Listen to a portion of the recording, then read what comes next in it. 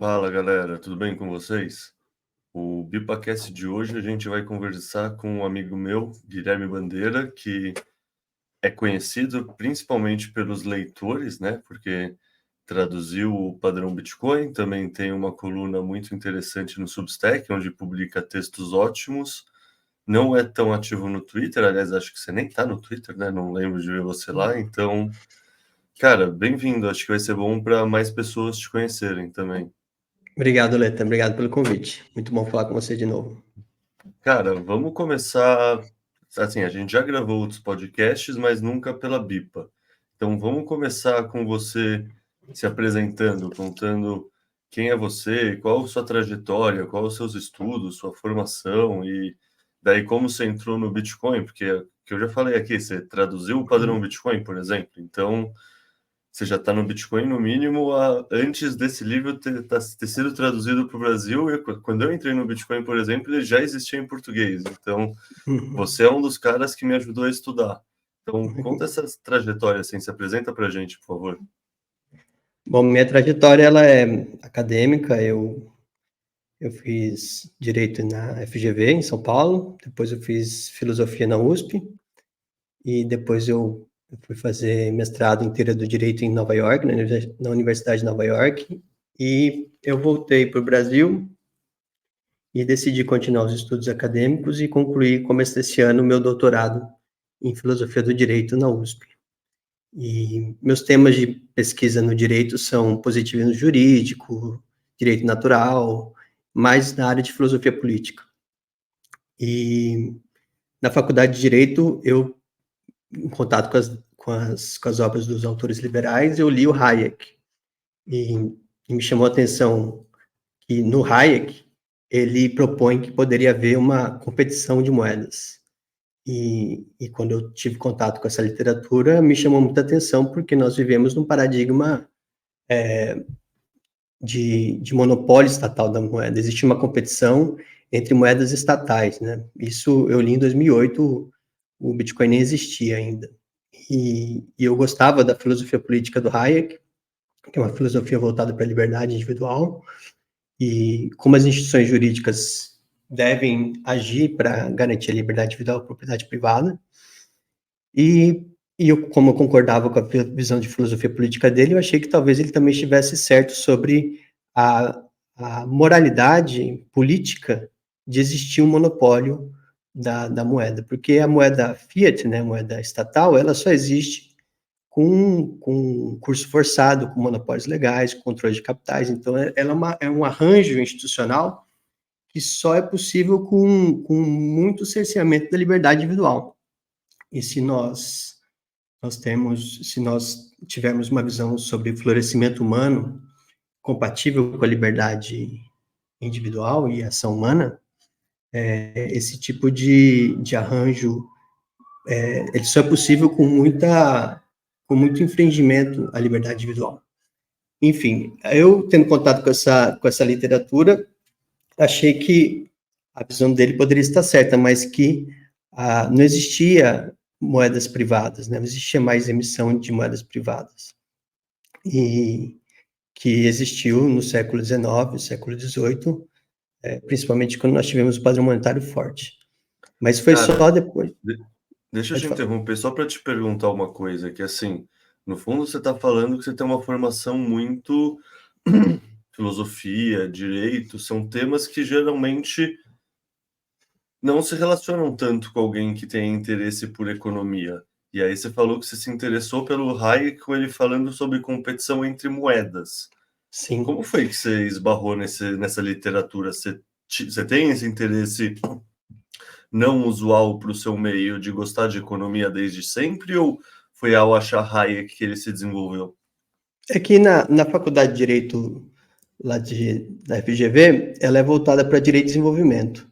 Então, nós tivemos macro e micro lá também, e uma matéria chamada Law and Economics, que é microeconomia aplicada à análise das instituições, e nós tivemos uma matéria chamada Direito e Desenvolvimento, que fazia uma abordagem de todas as teorias desenvolvimentistas. Então, nós vimos as teorias cepalinas, que é a do Prebisch, que depois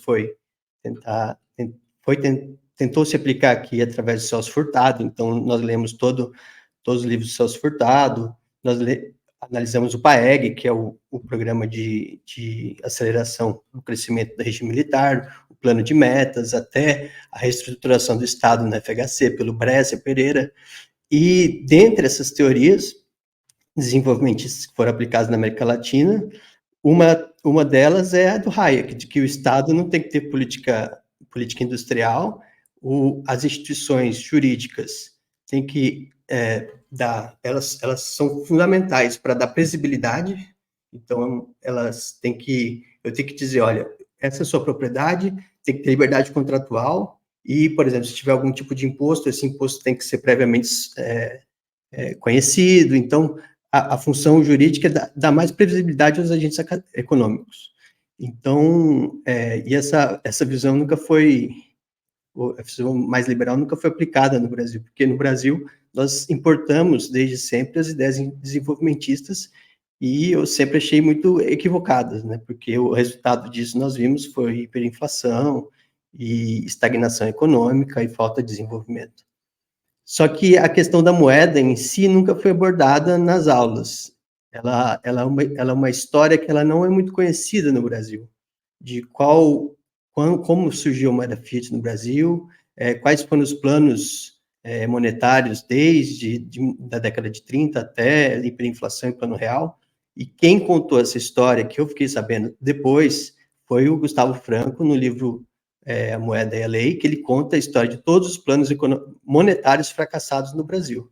Mas essa história sobre o nascimento da moeda fiat no Brasil e como que ele começou em 1933, né, oficialmente pelo Getúlio Vargas e Oswaldo Aranha, ela não é uma ideia, ela não é muito discutida também, porque a gente ela é muito específica, e nós estamos no paradigma da moeda fiat. Então, agora a grande discussão são as CBDCs e o Real Digital e o Drex, mas não... Toda a discussão que houve na década de 30, por exemplo, sobre a volta de um padrão ouro, se era possível lastrear a moeda nacional no ouro, ela não existe mais, foi algo que se perdeu com a história, porque de Bretton Woods para frente, da Primeira Guerra Mundial, Segunda Guerra Mundial e Bretton Woods para frente, se admitiu que toda moeda seria uma moeda de emissão estatal, né? Que o máximo que nós podemos almejar é ter um controle institucional dessa moeda. E lá na faculdade, na GV, não foi abordado profundamente, isso foi uma curiosidade minha mesmo, porque não era objeto de estudo a moeda na faculdade de Direito. E aí só depois, por exemplo, tem um autor muito bom, chama George Selgin, que ele explica a época do free banking na Escócia e nos Estados Unidos.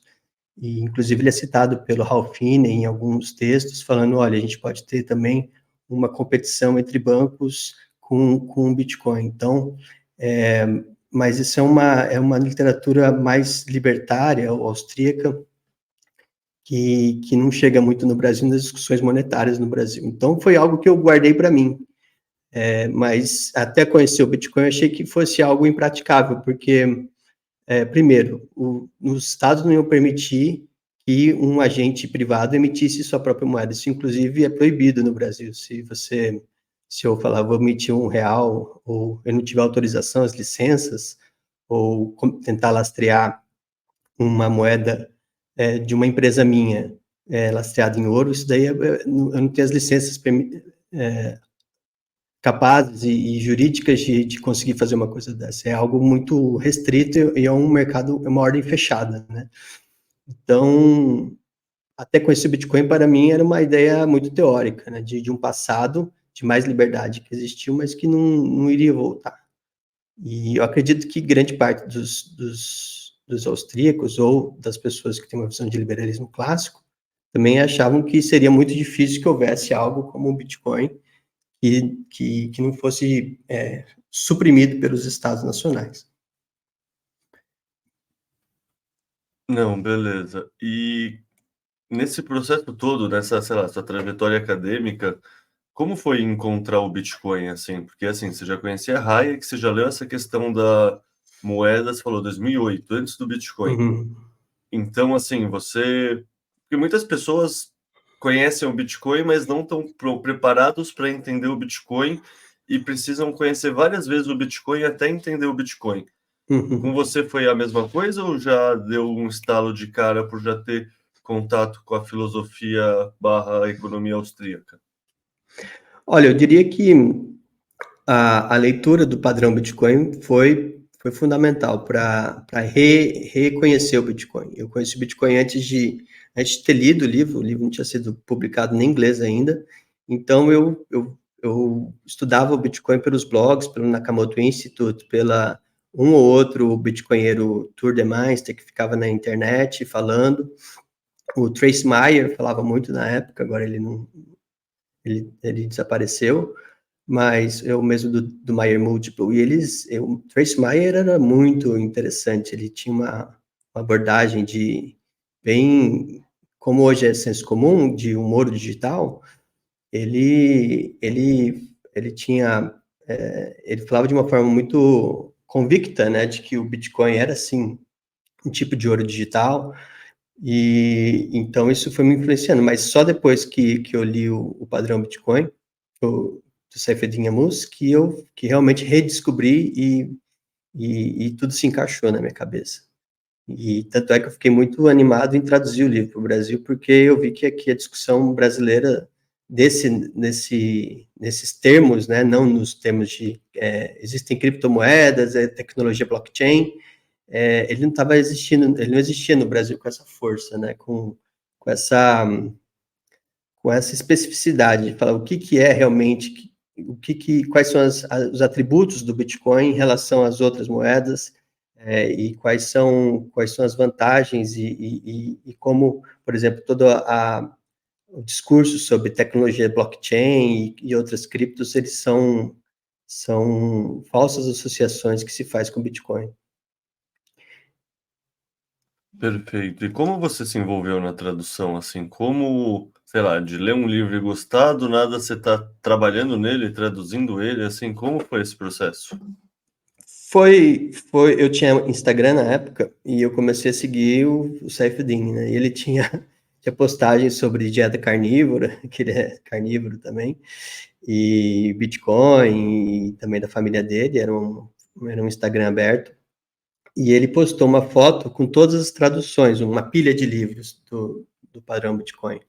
E na pilha não tinha muitas línguas que tinham sido traduzidas, e não tinha o português. E eu notei que não tinha o português, eu falei com ele, olha, eu sou brasileiro, eu estudei nos Estados Unidos, e eu queria publicar no Brasil, porque eu gostei muito do seu livro, achei fundamental.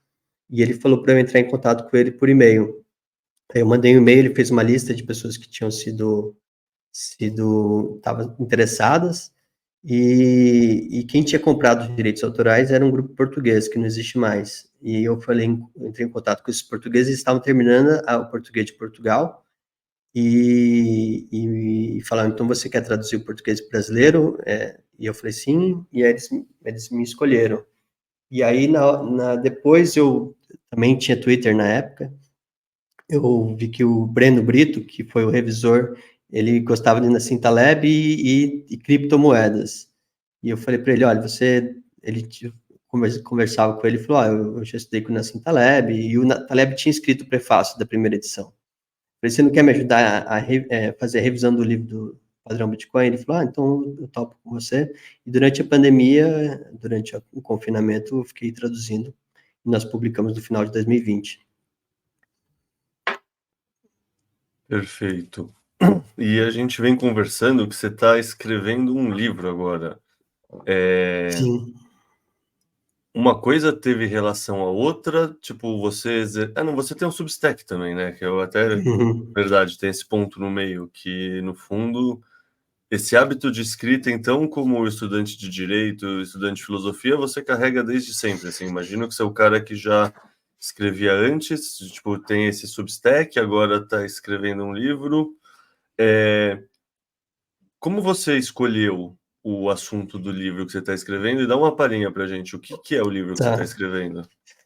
Eu não costumava escrever publicamente antes do teu Substack. Eu tinha artigos que eu escrevia para a faculdade de filosofia e de direito. Então, eu tenho uma academia.edu, que é um uma rede social de acadêmicos, eu tenho textos de filosofia lá. Mas eu publiquei só para consumo interno, se alguém, porventura, se interessar por Platão, Aristóteles, Spinoza, tem uns textos lá. Mas o Substack eu comecei porque eu estava tão empolgado em divulgar o padrão Bitcoin e as pessoas tinham preguiça de ler até o livro. Aí eu falei, então vou resumir o livro. Quem tem preguiça de livro. E aí eu escrevi o primeiro post do Substack, um resumo do padrão Bitcoin com os argumentos principais do começo ao fim, do primeiro ao último capítulo ali, em pouquíssimas palavras. Para deixar mais fácil ainda. Só que eu fui me empolgando, o Bitcoin tem tanto assunto interessante, tem tanta, você também começou com o Bitcoin Explica, né, Deta?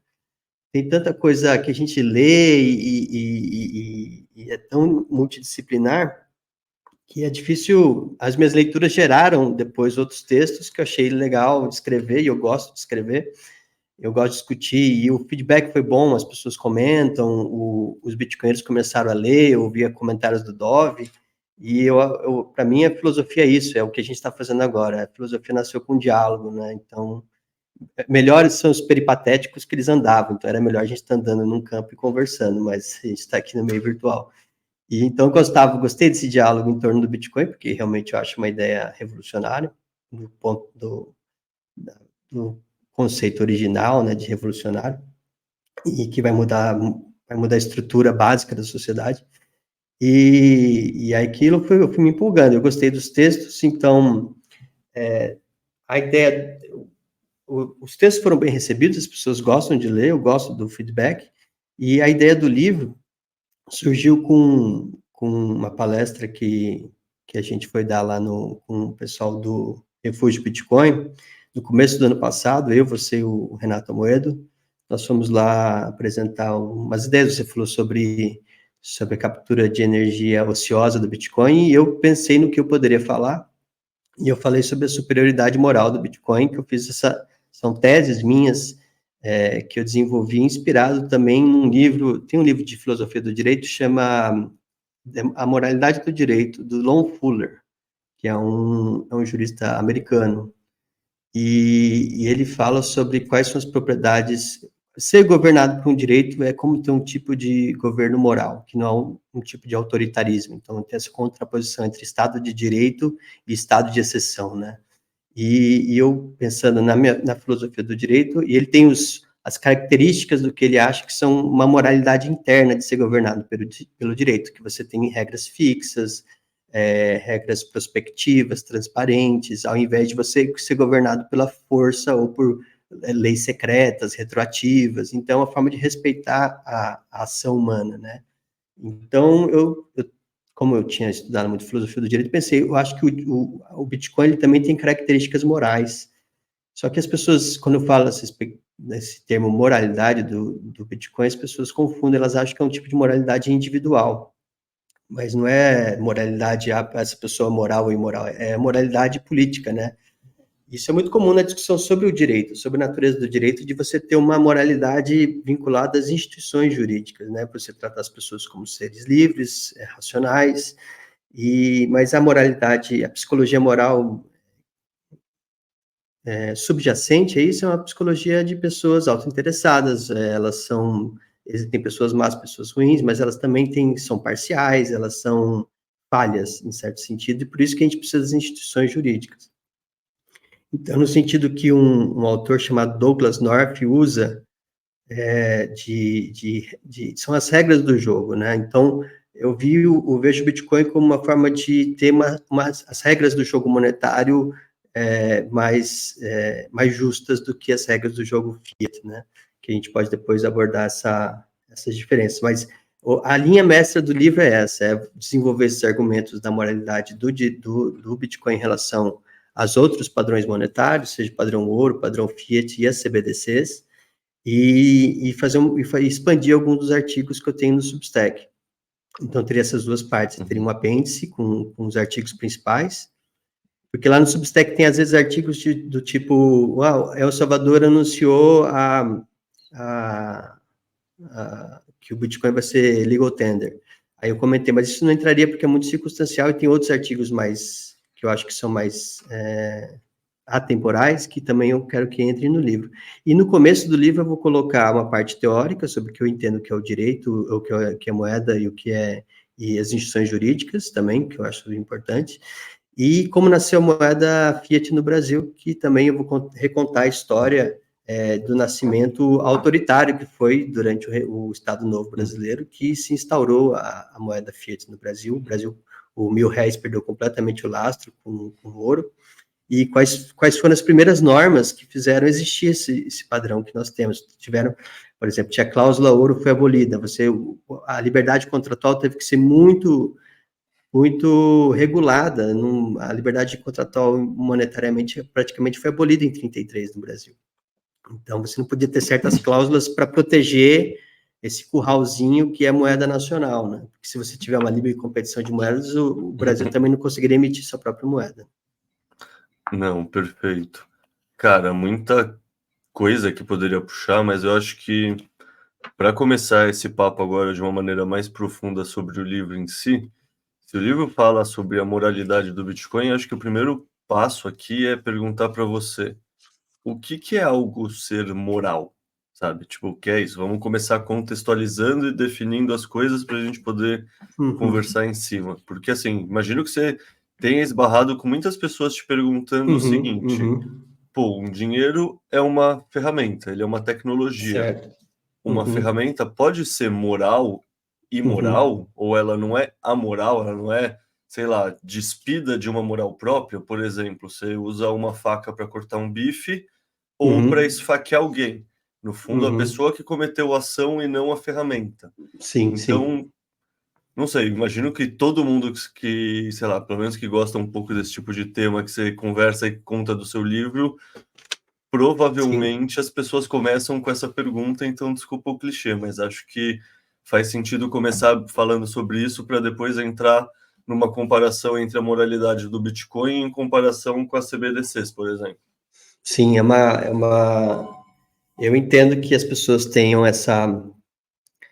esse incômodo com o termo, né, de moralidade do Bitcoin, porque é normal, é comum que as pessoas associem o dinheiro como uma ferramenta, né? E ele é uma ferramenta, ele é uma forma de transferir dinheiro no espaço e no tempo. É assim que eu definiria o dinheiro. O dinheiro tem várias definições, eu gosto dessa definição, eu gosto daquela do Richard Dawkins, que é o símbolo do altruísmo recíproco retardado, mas esse é mais complexo, a gente pode deixar para depois, porque tem vários pressupostos aí também, mas bom,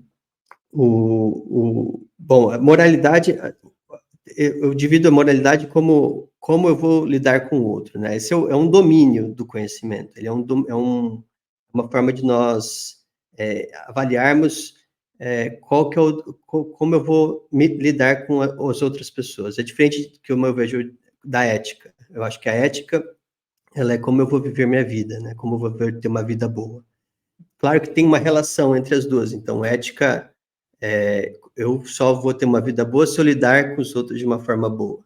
Mas são dois domínios que, aparentemente, dá para diferenciar, porque na história da filosofia a gente consegue pensar como ter uma vida boa e também pensar em quais são aquelas razões e preocupações que eu tenho que ter com o outro. Quando eu falo da moralidade do Bitcoin, eu estou falando de uma moralidade também ampla, porque estou dizendo como eu tenho que lidar, quais são as regras que vão governar a transferência de riqueza, né? A propriedade e como eu consigo transferir a propriedade. Então, toda a sociedade humana, ela vai ter regras que vão determinar isso, né? Elas vão determinar, olha, essa coisa pertence a essa pessoa e em quais condições ela consegue transferir esses bens. Só que o dinheiro, ele surge não com uma razão consciente de que a gente vai escolher determinado bem, mas sim com as trocas livres entre as pessoas. Então, o dinheiro ele nasce com essa necessidade de nós trocarmos bem no tempo e no espaço, sem inconveniente das trocas diretas, né? Então, que é o escambo. Então, eu troco uma coisa com você, você troca comigo, porque eu preciso do que você produz e você precisa do que eu produzo. só que essas trocas são ineficientes, porque não necessariamente você produz exatamente o que eu quero naquele momento, então surge um outro bem, que é o bem monetário, que vai criar essas trocas indiretas. Então, nós trocamos por um bem, e esse bem vai ser trocado por você no futuro por outros bens. Então, por isso que ele tem essa natureza de token, né? Ele é uma representação da riqueza. Ele não é a riqueza em si. Ele é como se fosse um direito à riqueza gerada. Isso que, teoricamente, é o direito, é o dinheiro. Então, toda sociedade que se monetiza, né? Porque existem sociedades não monetárias, ela vai lidar com essa questão de existir esse bem indireto, que ele surge como a representação da riqueza que ela pode ser trocada. E a grande questão moral que existe é quem controla o registro dessas coisas, porque o dinheiro, ele nasce com o que se chama na biologia evolutiva de altruísmo recíproco. Então, por exemplo, alguém presta um serviço para você, aí você paga com dinheiro, aquilo é uma representação, você fez algo bom para mim, tá aqui um título que você pode trocar por o que você precisar no futuro. Isso é o dinheiro. E existem registros naturais desses títulos, que são as commodities monetizadas, o ouro, a prata, e existem os registros dos bancos, como os sistemas modernos, que dizem, olha, essas pessoas têm esses créditos aqui nesse banco, porque toda a conta que você tem é um passivo do banco. Isso também, até o papel moeda e as moedas metálicas são passivos do Banco Central, estão lá no meio circulante. Então, até moeda, aquela moedinha que você tem, ou aquela nota que você tem no seu bolso, ele é um passivo do Banco Central. E a conta que você tem é um passivo do banco comercial que você use, qualquer um, Itaú, Unibanco, o Bradesco, enfim. A questão que eu proponho é, as moedas fiat, elas são registros, né? Elas não têm mais lastro físico, elas não precisam ter nenhuma correspondência com o mundo real, então, o dólar, o euro, o real, você não consegue resgatar nada. Ele simplesmente é um dinheiro tautológico, como se chama. Um real vale um real. Ele simplesmente, se você não consegue sacar nada com ele no banco. Quando tinha o lastro, você conseguia levar uma cédula, um título ao portador, e você resgatava o conteúdo metálico daquilo. Sem o lastro não existe isso. O que isso gerou? A moralidade política. Gerou um poder absurdo, ou um poder discricionário, né? O poder do direito administrativo se chama poder de polícia, ou poder de polícia não, poder administrativo por oportunidade e conveniência da autoridade administrativa de alterar esses registros, né? Então, a moeda fiat, ela foi uma forma com que os estados e os bancos, eu vejo que a moeda fiat é uma associação entre o governo e certas instituições financeiras, é uma PPP, sei lá, uma parceria público-privada, em que os bancos, eles se beneficiam porque eles não precisam ter a reserva total daqueles títulos, né, do dinheiro nas contas. Então, toda vez que é feito um empréstimo bancário, é criada novas unidades, é o double spending, né, que o Satoshi Nakamoto quis tirar com o Bitcoin. Então, os bancos não são mais, não precisam ter 100% das reservas, eles conseguem emprestar e criar dinheiro com esse empréstimo. Então, eles pegam o dinheiro dos depósitos, emprestam para as outras pessoas e ganham juros com isso. Então, essa é uma forma de você expandir a existência dessas unidades, que são o dinheiro, que são esses títulos, esses tokens de que alguém fez algo bom para você. Isso que é o dinheiro. E os governos conseguem expandir a oferta monetária, criando mais unidades nos bancos centrais, unidade desse dinheiro, e expandir o endividamento público também. Eles conseguem criar também mais unidades a partir do nada, né? Daí que vem o termo fiat, né? A partir da vontade política. Então, eu penso nessa analogia entre um sistema jurídico, que teoricamente deveria ser regras aceitas, estáveis, imutáveis, vinculadas à moralidade, e o sistema que é o rule of law, né? Eu aceitei essas regras são aceitas nessa comunidade, elas só serão alteradas por consentimento, isso seria uma ordem jurídica justa, e o sistema criado pelo Bitcoin, que também seriam essas regras estáveis, abertas, transparentes, que seria como se fosse o Estado de Direito aplicado ao sistema monetário. E o que nós temos com o sistema Fiat é um estado de exceção. Ele é uma forma de criar certas autorizações para que esses registros desse bem monetário sejam alterados com base em conveniências políticas e finalidades políticas, né? Porque o keynesianismo, ele transforma o dinheiro, a poupança, né? A poupança pública, numa forma de perseguir objetivos econômicos e políticos. Então, as pessoas, elas são diluídas com o tempo, ou seja, quando você cria mais unidades desses títulos de riqueza, por exemplo, imagine que você tenha 100, um país crie 100 unidades de riqueza, e você tem 100 títulos de riqueza, cada um tem uma unidade de riqueza. Se você expande, cria 200 títulos para 100 unidades de riqueza, você diluiu aquelas pessoas que tinham aqueles títulos.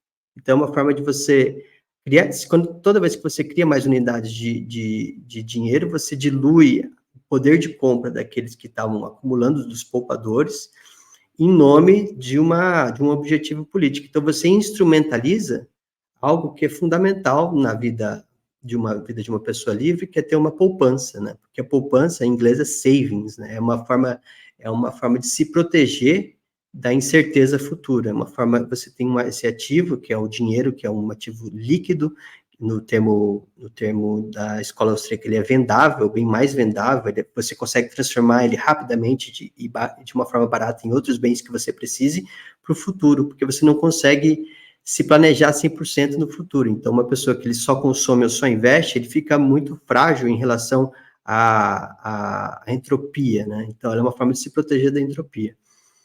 Então, o sistema Fiat, ele fragiliza uma sociedade, ele fragiliza o indivíduo, porque eu não tenho certeza do poder de compra daquela moeda, que pode ser alterado, e eu também não consigo me planejar economicamente eu não consigo exercer minha racionalidade na ação humana, porque eu não consigo mais calcular o valor dos investimentos, o valor das coisas, porque aquilo está sendo alterado. Então, é como se fosse uma régua, ela está sempre se alterando. Então, tem muitos aspectos de instrumentalizar a vida individual. Então, ela só tem uma razão coletiva. Ela tem uma razão de Estado para usar a poupança para certos objetivos, seja ele guerra, como é o tradicional, toda moeda fiat tradicional, ele foi usado como pressuposto, precisamos acabar com o inimigo, então vamos usar a poupança pública, vamos usar o poder de compra da moeda para financiar o governo, para ganhar do inimigo. Então, ela é uma tecnologia de guerra, né? E a moeda forte, e o Bitcoin, quando impede isso, ele é uma forma de dar de novo ao indivíduo a capacidade de agir racionalmente e moralmente, porque eu começo a tratar os indivíduos como fins em si mesmos. Eu não sei qual é a finalidade de uma nação, eu não tenho um objetivo coletivo, eu tenho objetivos individuais. E as pessoas, quando perseguem seus objetivos individuais com liberdade, isso gera o florescimento humano. Então, todos nós, o bem-estar humano, ele, de um ponto de vista consequencialista, não só principiológico, ele gera mais riqueza. Então, existe essa dimensão intrínseca de tratar as pessoas como pessoas livres e iguais, e também essa perspectiva consequencialista de gerar mais riqueza, porque a moeda fraca, a moeda fiat, também é uma forma de gerar pobreza e destruição. Então, tem esses dois campos de moralidade. Tem a moralidade de como eu vou tratar com a pessoa quando eu pago ela com dinheiro forte, e como eu vou também, como isso gera, né, naquele argumento do Adam Smith, a riqueza das nações, as pessoas perseguindo seus interesses com liberdade, elas conseguem gerar bens e serviços melhores, mais baratos e de inovação tecnológica. Então, tem todo um viés de acumulação de riqueza e troca em liberdade que o Bitcoin traz embutido em sua moralidade, que é uma moralidade individual, né? Então, não vinculado a uma razão de Estado. Esse é a estrutura do meu argumento do meu livro. Perfeito. E vamos então começar a entrar nessa comparação de que por que o Bitcoin é moral e, por exemplo, o dinheiro fiduciário, CBDCs, DREX não são. Eu lembro que eu pedi para você mandar uma listinha de características de como você está escrevendo o livro. O ponto 1 é que é aberto. Isso. Explica para mim o que você quer dizer. Meu pressuposto é que sistemas abertos são mais morais do que sistemas fechados. Essa é o argumento mais universal, porque a abertura significa as pessoas são livres para entrar e sair daquele sistema. Por exemplo, uma ditadura, ela é menos moral do que uma sociedade livre, porque você está fechado, ele viola a sua liberdade, ele te usa como um instrumento. Então, você não consegue sair dela, você não consegue entrar nela. Então, ela é nesse sentido de abertura. Só que nós estamos falando do ponto de vista de um sistema monetário, né? E o Bitcoin, além de ser um sistema monetário, ele é uma tecnologia open source. É o que os americanos chamam de FOSS, né? Free and Open Source Software. E o Bitcoin eu dividi como ele é aberto para você programar, né? Qualquer um programa o Bitcoin. Não existe não é uma rede permissionada, como é o Drex, né? Como é a rede que eles usam, Hyperledger Bezel, você não tem uma categoria distinta de programadores, tem uma chave específica que pode programar aquilo lá. O Bitcoin ele é programável por qualquer um pode fazer uma cópia do Bitcoin se quiser. Ele é livre para você usar. Então, qualquer um consegue gerar suas chaves privadas, basta você ter uma entropia e saber ter o conhecimento técnico mínimo. Isso diferente do Madrex ou das Fiats, que certos... Eu não consigo ter uma conta em dólar no Brasil, a propriedade do dólar era altamente regulada, a propriedade do real, alguém na Índia não consegue abrir uma conta em real, você tem que ter várias autorizações e permissões para usar o real em outra jurisdição que não o Brasil, ou o dólar em outra jurisdição, então ele não é aberto para usar, o Bitcoin é aberto para todo mundo, e o Bitcoin é aberto para todo mundo rodar seu nó, né, então eu consigo ter o registro de todas as transações com um simples computador, eu consigo fazer a auditoria do sistema para ver se aquele sistema é íntegro, e ao contrário das moedas fiat, que eu não consigo ter acesso aos registros de todos os bancos, né? Eu não consigo ter acesso ao registro do Banco Central agora, se eu chegar lá e pedir, me ver todas as transações, ninguém vai, isso não é aberto nesse sentido, então ele é um sistema muito opaco e fechado. E o Bitcoin, ele é aberto para minerar, né? Então, com poder computacional, com qualquer máquina, você consegue minerar usando um pendrive específico, então ele é aberto também para você ter a chance de ganhar novas unidades. E a mineração do sistema Fiat, pelo contrário, não existe essa abertura. Poucas pessoas, se eu abrir um banco sem autorização, eu sou preso imediatamente por agiotagem. Ele é um crime, né? Então, eu não consigo exercer atividade de mineração Fiat fazendo dívida, cobrando dívida das pessoas de uma forma legal. Quem pode fazer isso são as instituições autorizadas pelo Estado, entendeu? Um sistema fechado nesse sentido. Então, a abertura ele é aberto a todo mundo. O Bitcoin ele é aberto nesses todos os aspectos: programar, usar, rodar um nó e minerar. Então, nisso ele é superior moralmente às fiats, né? Nesse vídeo, você vai entender o que é o BitPix e como utilizá-lo.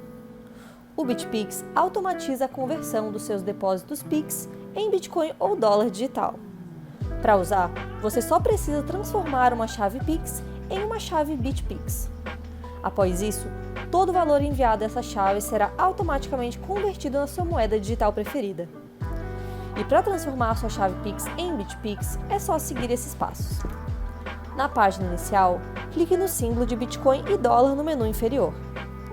Desça a tela e clique em conheça o BitPix. Leia as instruções e em seguida clique em Cadastrar uma chave BitPix. Escolha uma chave Pix para transformá-la em uma chave BitPix. Escolha a moeda na qual deseja que os depósitos em reais feitos para ela sejam convertidos e clique em Selecionar. E pronto! É só fazer um depósito para a chave e ver a mágica acontecer. E aí, você quer que eu passe por todos os atributos? E a gente vai de um em um? Pode ser, como você achar melhor. Eu tenho a listinha aqui, eu ia ir perguntando, se você quiser já passar direto. Tá bom. Não, porque passa direto. No fundo, que aí não precisa ficar travando, acho que o pensamento flui melhor você pulando de um para o outro. Tá bom. Outra vantagem moral do Bitcoin é a distribuição, porque ele não teve o pre-mine, né? Ele não teve, que é muito comum nas shitcoins, e que um grupo de desenvolvedores minera grande parte daquela moeda e distribui no mercado, e ele tem um poder econômico e também, muitas vezes,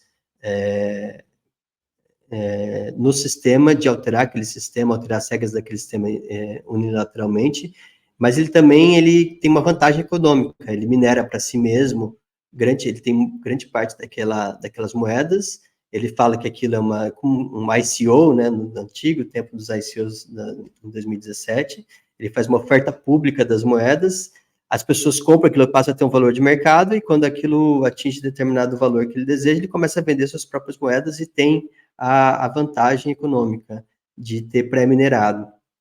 O Bitcoin não teve pré-mineração, o Satoshi nunca gastou os Bitcoins que foi minerado por ele, e ele distribuiu o código de mineração muito rápido, então as pessoas foram livres para minerar, e a distribuição inicial sempre foi uma mistura de sorte com competência, né? Então, a pessoa às vezes teve sorte de encontrar o Bitcoin e minerar lá no começo, e teve a competência de também investir capital, entender da tecnologia e conseguir ter seus Bitcoins lá. Então, ele foi uma distribuição inicial justa, né? Ele não é injusto. Ele não deu para os amigos dele, não teve nenhuma corrupção no começo do Bitcoin, como em outros projetos houve. E falar sobre a distribuição inicial do real é uma coisa difícil, né? Porque quando o real foi criado em 1994, teve uma regra de transição ali, porque era um novo plano econômico, mas normalmente não foi um sistema que nasceu do zero, ele estava muito contaminado já também com a distribuição que já existia no sistema bancário. Então, ele não teve isso do Satoshi de criar um sistema do zero e livre igual para todo mundo. Então, ele já veio embutido com muita distribuição de real diferente. Então, ele é superior nesse aspecto. As regras do Bitcoin são iguais. Então, se uma baleia tem metade do supply do Bitcoin, ele não vai ter mais poder que uma pessoa que tenha um Satoshi. Ele não é assim que funciona a capacidade de mudar as regras do Bitcoin.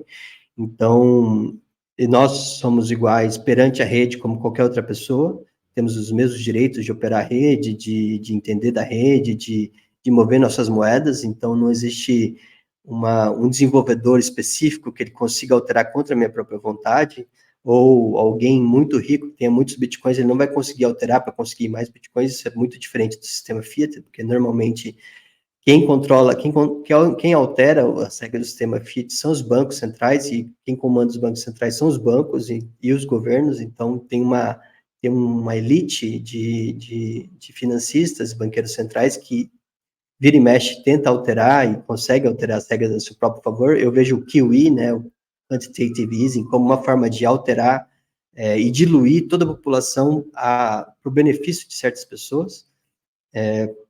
Você altera as regras de emissão monetária, quando o Banco Central ele compra ativos, expande o seu tamanho, para beneficiar aquelas entidades, aquelas instituições que iam quebrar, usando o pânico público de que isso seria uma coisa certa a se fazer, né? Diluir todo mundo, causar inflação, para salvar uma ou outra instituição financeira. Então, ela não é igual. O Bitcoin, ele é igual, eu sei quais são as regras, eu sei que vão ter 21 milhões, eu sei as regras de ajuste de dificuldade, então ela não tem gente, não tem nenhum nobre dentro do Bitcoin, todos nós somos iguais nesse sentido. As regras são transparentes, então qualquer um que saiba ler o código-fonte do Bitcoin vai lá e confere, eu consigo ver meu nó, eu consigo ver todas as transações, qualquer um que tenha um nó rodando sabe todas as transações, isso é diferente da transparência do sistema Fiat, que ele é totalmente opaco, né? Fala de Open Finance, abre seus dados aí, mas é open para você não sabe como funcionam as regras lá, você não sabe que tipo de alavancagem eles estão usando com os seus dados e com os seus fundos, né? Então, o sistema é totalmente opaco.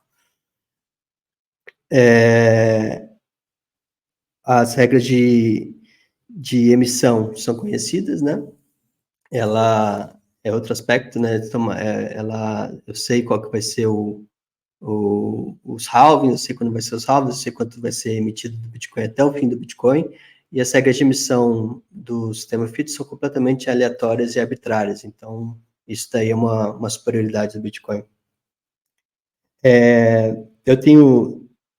O Bitcoin é um sistema voluntário, né? Eu não tenho, ninguém é obrigado a fazer parte do Bitcoin, ninguém é obrigado a aceitar o Bitcoin, então ele é superior moralmente nesse aspecto, porque as Fiat só existem com um curso forçado, então as pessoas tiveram que ser forçadas a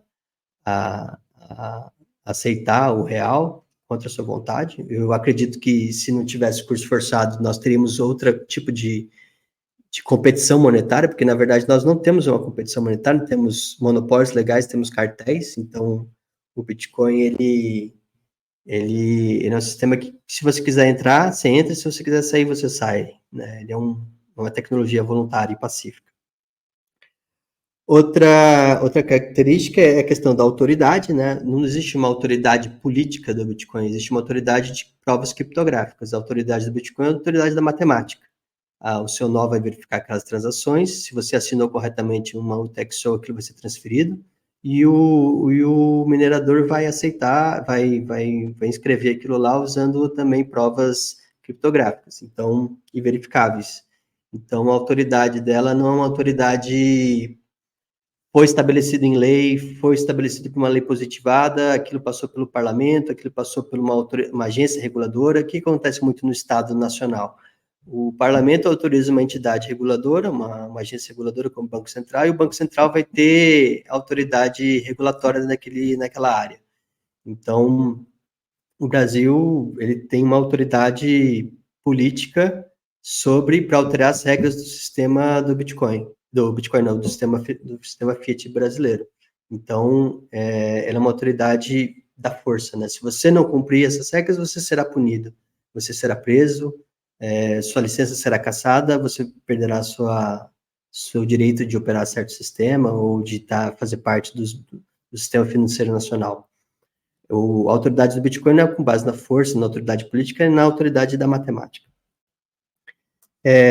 Outro aspecto é a responsabilidade individual, né? O Bitcoin ele é um sistema voltado para o indivíduo, não que as empresas, os governos não possam ter Bitcoin, eles podem colocar no balanço, eles podem usufruir da rede do Bitcoin, mas o indivíduo se beneficia muito, né? Porque o indivíduo que ele vai agir e ele pode, se eu faço algo errado com o Bitcoin, eu vou ter responsabilidade individual, eu não vou poder culpar ninguém, né? Como existe no sistema Fiat, né? Então, geralmente quando algo dá muito ruim no sistema Fiat, eles culpam circunstâncias macroeconômicas, uma guerra, uma crise econômica, e fala, então vamos todos pagar por um erro coletivo, e você será diluído. Então, sinto muito você que tem real. A gente precisa fazer política pública, precisa deixar você mais pobre, criar inflação, ou os empresários dizem, precisamos de reservas fracionárias para incentivar o investimento, precisamos de juros subsidiados aqui no BNDES, para objetivos coletivos, o Brasil ser um país soberano e ganhar mais medalha olímpica, e não é esse tipo de moralidade instrumental que o Bitcoin tem. O Bitcoin, ele é assim, se você não... Você é responsável pela ação, né? Você é responsável pelo seu dinheiro. Outra questão é o Bitcoin ele respeita as leis naturais, ele é vinculado a, como você sabe, que trabalha com mineração, ele é alimentado com energia, e você precisa de custos energéticos, né? Você precisa respeitar as leis naturais para que o Bitcoin exista e para que você seja bem sucedido. Não adianta você tentar pular etapas ou minerar de uma forma não eficiente. Ele não cria, ele é um sistema fechado no sentido de que ele não tem, como ele é baseado na matemática, vai ter 21 milhões, ele não gera desperdício, né? Ele não usa uma razão do tipo, tivemos um imprevisto, vamos precisar eleger um certo comitê para tentar inventar uma nova regra, para tentar gerar mais liquidez no sistema. Ele simplesmente falou, olha, existe a natureza humana é falha, todos mais ou menos têm não existe ninguém muito mais inteligente que o outro, como o sistema Fiat tem, porque eles têm os comitês, e os comitês vão saber calcular exatamente a taxa de juros, não existem pessoas especiais, todos são mais ou menos capazes de operar o Bitcoin. Então, ele é um sistema que ele, como ele é imutável, ele não tenta alterar a nossa percepção da natureza, ele não tenta violar nenhuma lei natural, como um sistema Fiat tem, porque ele é baseado em mágica, ele é baseado no faça-se, né, no Fiat. Os dois últimos requisitos são a baixa preferência temporal, porque essa é uma vantagem que a moeda forte tem, que ele, como você não vai ser diluído com o tempo, você começa uma moeda forte, ele me possibilita que eu planeje para o futuro, então eu sei que eu vou usar aquela poupança no futuro com poder de compra, e eu vou conseguir me planejar para o longo prazo, então eu consigo não pensar só no presente e no que hoje eu vou ter de bom, mas simplesmente eu consigo renunciar a certos prazeres do presente, ou certos objetivos de curto prazo, e consigo pensar, me planejar no longo prazo. Então, tem todos esses benefícios civilizacionais de uma sociedade de baixa preferência temporal, porque às vezes, como os preços não vão aumentar, como eu consigo simplesmente, não investindo e não consumindo, eu consigo ter um poder de compra no futuro, eu posso fazer investimentos de longo prazo, ter mais paciência, então todas essas virtudes de uma moralidade individual de baixa preferência temporal. A moeda Fiat, ela é uma moralidade de alta preferência temporal, então as pessoas são incentivadas ao consumo conspícuo, elas são incentivadas ao endividamento, porque faz sentido eu me endividar agora se o valor do meu dinheiro será diluído no futuro. Então, é uma sociedade de alto endividamento público e alto endividamento privado também. E o Bitcoin, ele é um título portador, né? É o que os americanos chamam de bearer asset, né? Ele é um ativo que eu vou levar comigo para o meu eu futuro, eventualmente, quando precisar gastar ou investir, ele vai ser transformado em outros bens. Então, ele não é algo que depende da dívida, porque o Fiat é um dinheiro que nasce com a dívida, né? A dívida que você tem com o banco, que o banco tem com você, que os bancos têm com o governo. Uma sociedade altamente endividada é uma sociedade mais frágil também, então tem todos os aspectos da alta preferência temporal e do endividamento público e privado.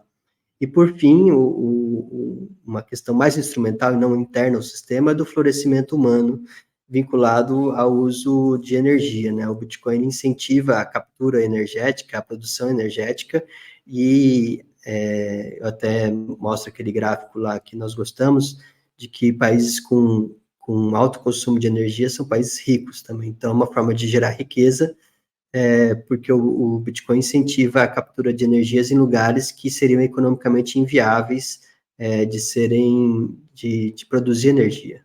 Então, o Bitcoin é aquele primeiro organismo que vai capturar eficientemente uma energia e pode gerar uma civilização e outras escalas Kardashev. Aí, esse é o gráfico aí que o Leta colocou.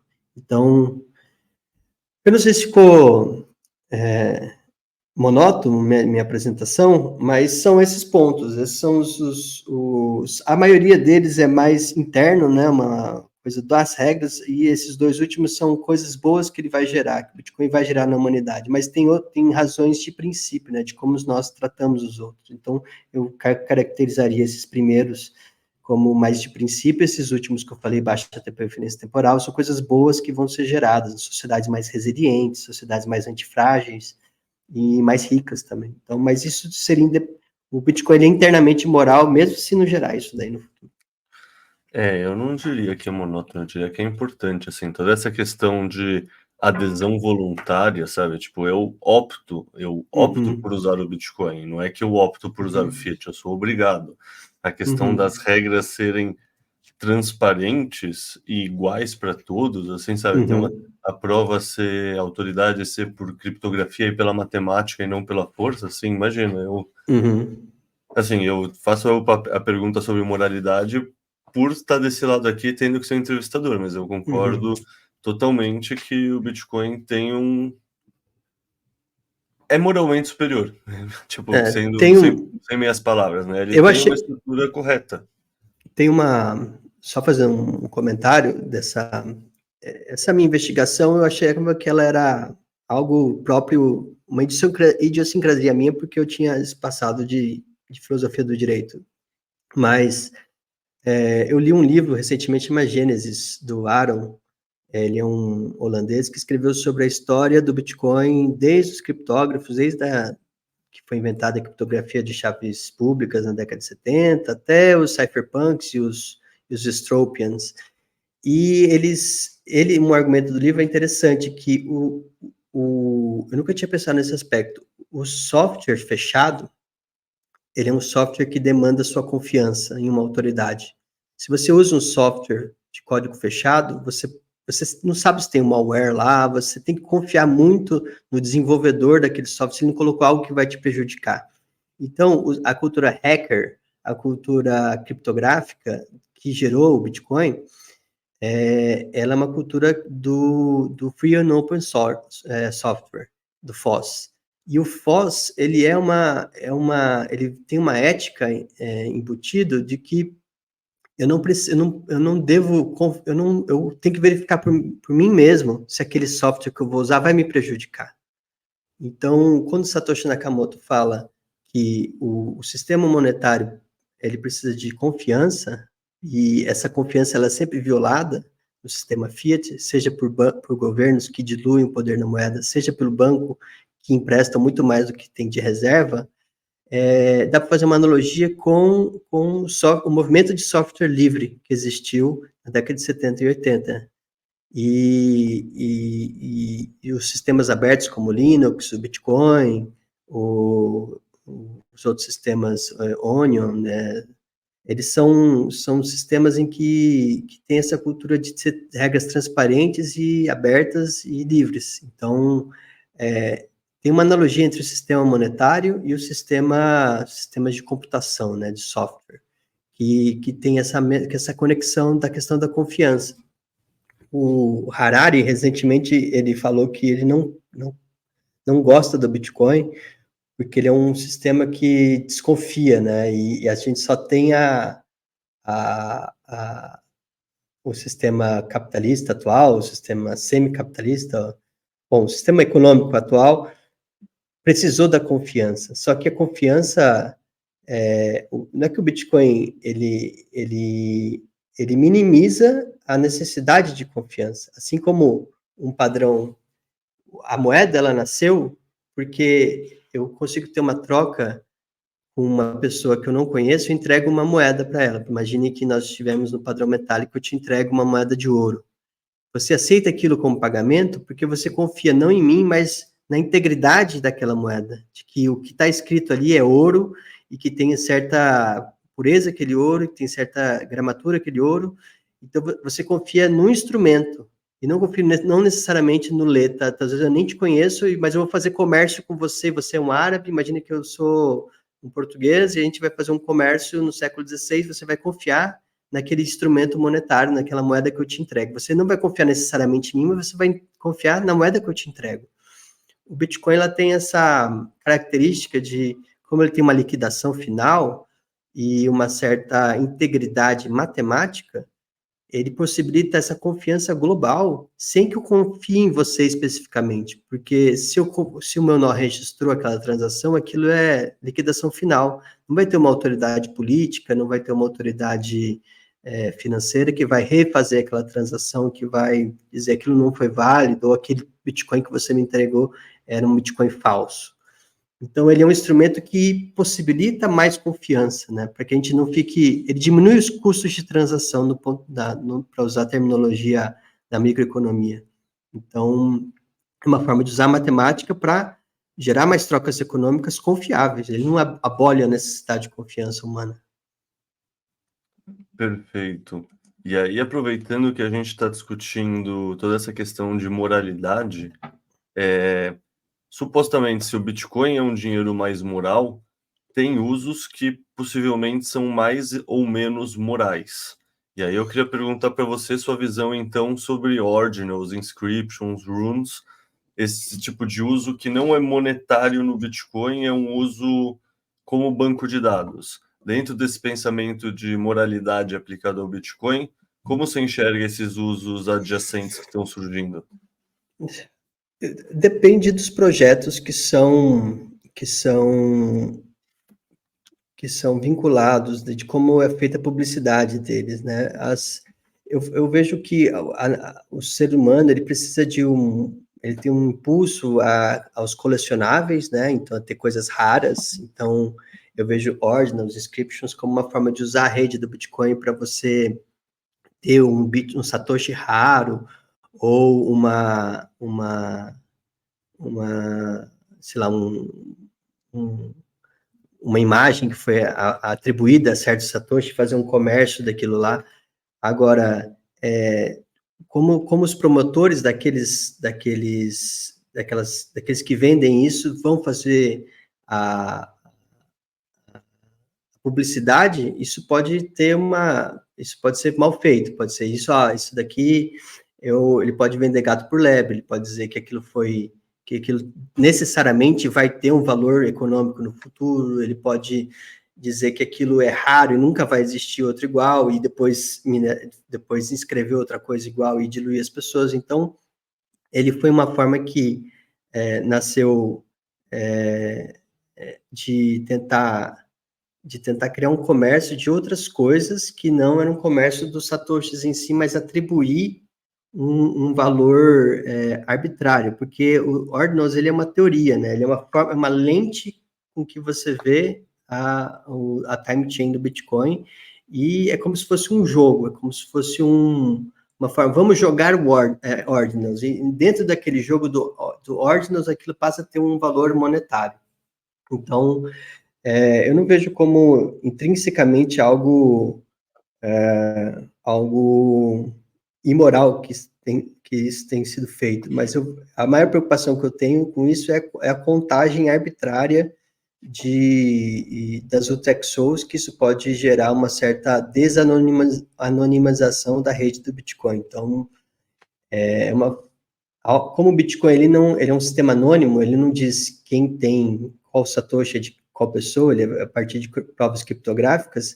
Me preocupa que certas interpretações da time chain do Bitcoin sejam usadas para dizer que certas pessoas têm tais satoshis e que tais satoshis são de certas pessoas. Isso gerar um uso político no futuro de falar, olha, é possível, através de uma heurística específica, desanonimizar todo e qualquer satoshi e falar que o Texo pertence a certa pessoa. Então,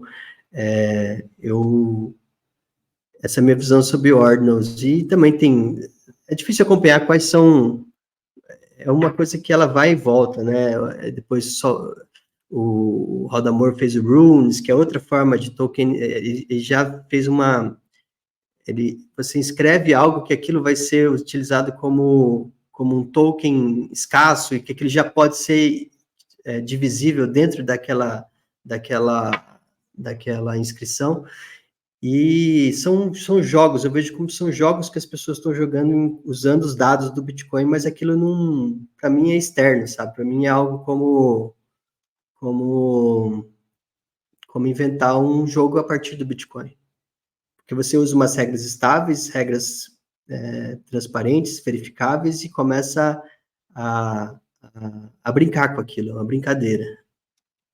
Se as pessoas se engajam em boa fé naquilo lá e sabem que aquilo não passa de um jogo especulativo, de uma brincadeira, o problema que isso traz no longo prazo é aumentar o custo de transacionar na rede principal do Bitcoin, e aí fecha alguns canais da Lightning, então impossibilita que as pessoas passam a ter um uso monetário da rede, de simplesmente receber e mandar satoshis, mas são as regras do Bitcoin, então é uma responsabilidade dos desenvolvedores, de quem quer desenvolver segundas camadas, desenvolver certas formas de transacionar satoshis que fiquem imunes ao aumento da taxa que paga ao minerador. Mas isso é algo momentâneo, não vai ser se as taxas ficarem muito caras, nós que criemos soluções de segunda e terceira camada que não impossibilite o uso monetário do Bitcoin. São usos lúdicos, eu diria que são usos lúdicos do Bitcoin. Perfeito. Cara, você falou bastante sobre altruísmo recíproco e a definição de dinheiro do Dawkins de altruísmo recíproco retardado. Explica um pouco mais o que isso significa, porque, assim, é um conceito que eu adoro também, é raro alguém usar ele, e então quero ter a oportunidade de trazer ele para o pessoal de casa. Tá.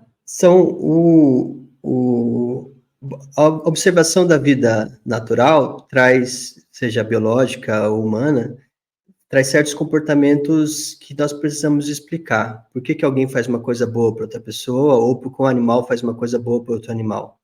Vamos imaginar um exemplo dos morcegos, que se alimentam de sangue. Os biólogos passaram a notar que os morcegos, eles vão e eles procuram alimento e voltam para o ninho, né? E, geralmente, um morcego que pega muito sangue, ele compartilha com outros morcegos que não conseguiram, naquela caça de sangue, o alimento do dia. Então, isso chama a atenção de biólogos, né? Se nós tivermos a pressuposição de que o gene é egoísta, ou que as pessoas são egoístas, não faz sentido um morcego ajudar outro morcego. E aí tem várias explicações. A mais plausível para esse comportamento é o altruísmo de parentesco, que é a mãe ou o pai de uma prole vai alimentar outra prole, ou vai alimentar os irmãos, porque eles compartilham de certo substrato genético. Então, do ponto de vista do gene egoísta, faz sentido eu ajudar pessoas próximas a mim, que compartilham o mesmo material genético que eu, mas também eles notaram que não só existe altruísmo de parentesco, mas sim altruísmo recíproco com morcegos que não compartilhavam do mesmo material genético. E a resposta que isso foi dada é que esse teria um tipo de altruísmo recíproco daqueles morcegos que ajudaram você no passado. Então, os morcegos, eles têm essa memória, né, de que um dia eu vou procurar alimento, não consigo, alguém me ajudou. E eu sei que se alguém depois no futuro vai me ajudar, depois eu vou ajudar essa pessoa que me ajudou no passado. Então, isso é criado um tipo de altruísmo recíproco retardado, porque você faz uma coisa boa para mim, e eu não imediatamente vou fazer uma coisa boa para você, mas eu vou fazer depois, no tempo. Então, isso é um modelo teórico utilizado para explicar o comportamento animal, mas também é um modelo teórico utilizado para explicar o comportamento humano, da biologia evolutiva humana, não só do mundo animal. Isso existe nos morcegos e também existiria nas sociedades humanas.